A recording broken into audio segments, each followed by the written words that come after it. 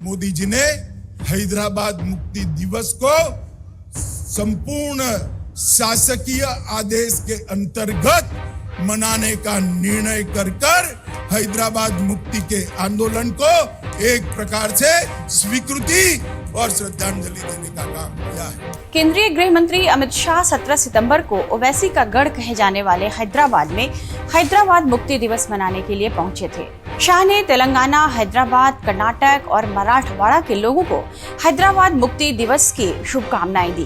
पुराने हैदराबाद राज्य के आज के तीनों राज्य कर्नाटक, महाराष्ट्र और तेलंगाना के पूरा राज्य के सभी नागरिकों को हैदराबाद मुक्ति दिन की बहुत बहुत बधाई देना चाहता हूं। उन्होंने कहा कि मैं शहीदों एवं बहादुर योद्धाओं को नमन करता हूं, जिन्होंने हैदराबाद के भारत संघ में विलय के लिए निर्दयी निजाम शासन के दौरान रजाकारों के अत्याचारों के खिलाफ बहादुरी से लड़ाई लड़ी। उन्होंने इस मौके पर लौह पुरुष सरदार वल्लभ भाई पटेल को भी याद किया, जिनकी बदौलत हैदराबाद का भारत संघ में विलय हो सका।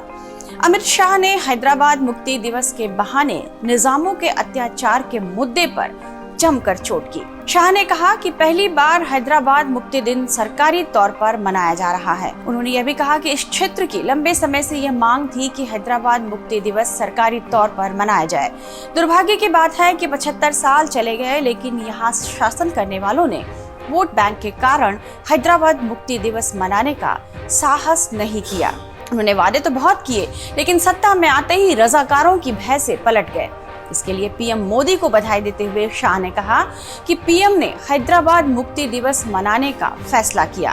भाग्य की बात है 75 साल चले गए, जिन्होंने यहाँ पर शासन किया उन्होंने वोट बैंक की राजनीति के कारण हैदराबाद मुक्ति दिन मनाने का साहस नहीं किया।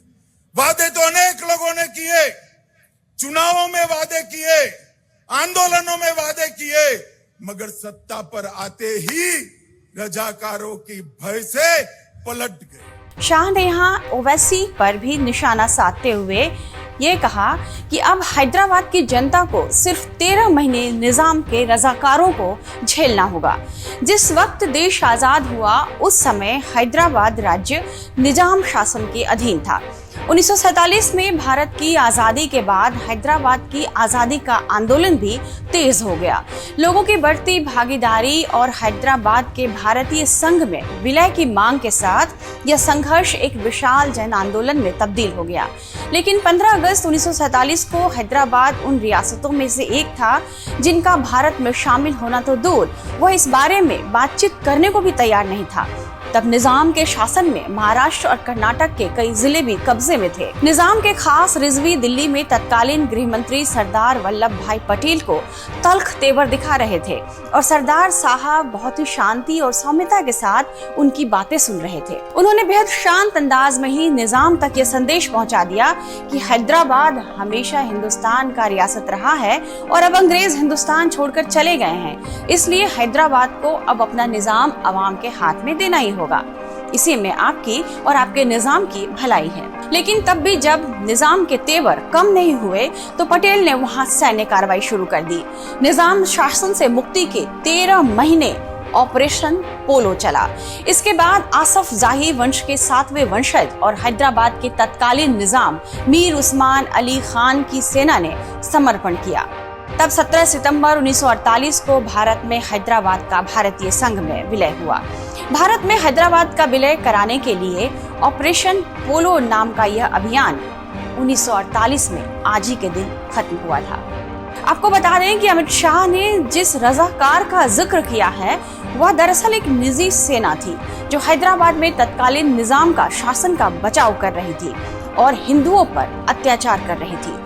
जब भारत को स्वतंत्रता मिली तो उस रजाकारों ने भारत संघ में हैदराबाद के विलय का विरोध किया था। अब हैदराबाद भारत का हिस्सा है और केंद्र सरकार आजादी के अमृत महोत्सव के तहत हैदराबाद की आजादी के 75 साल को मुक्ति के तौर पर मना रही है।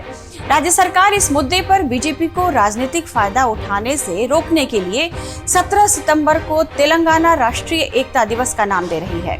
टीआरएस, कांग्रेस और अन्य दल हर साल 17 सितंबर को राष्ट्रीय ध्वज फहराकर और स्वतंत्रता सेनानियों को श्रद्धांजलि देकर तेलंगाना विलय दिवस के रूप में मनाते रहे हैं। इस बार इसे लेकर राज्य में सियासत खूब तेज हो गई है। हैदराबाद मुक्ति दिवस मनाने पर ओवैसी भड़के हुए हैं। उन्होंने कहा कि मुक्ति गलत शब्द है। हैदराबाद भारत का अभिन्न अंग था और हमेशा रहेगा।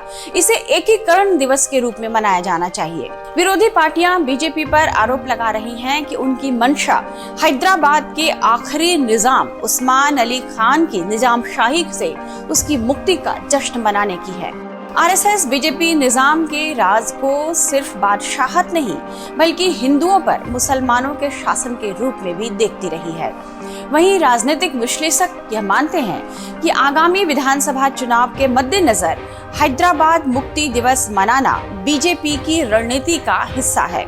बताया जा रहा है कि आज तक चार मीनार और गोलकुंडा तेलंगाना में अभी तक निजामशाही के प्रतीक के रूप में है। तेलंगाना के लोगों की भावना के अनुरूप बीजेपी इन प्रतीकों का नाम बदलना चाहती है और चुनावी घोषणा पत्र में यह बीजेपी के मुख्य वादों में एक हो सकता है।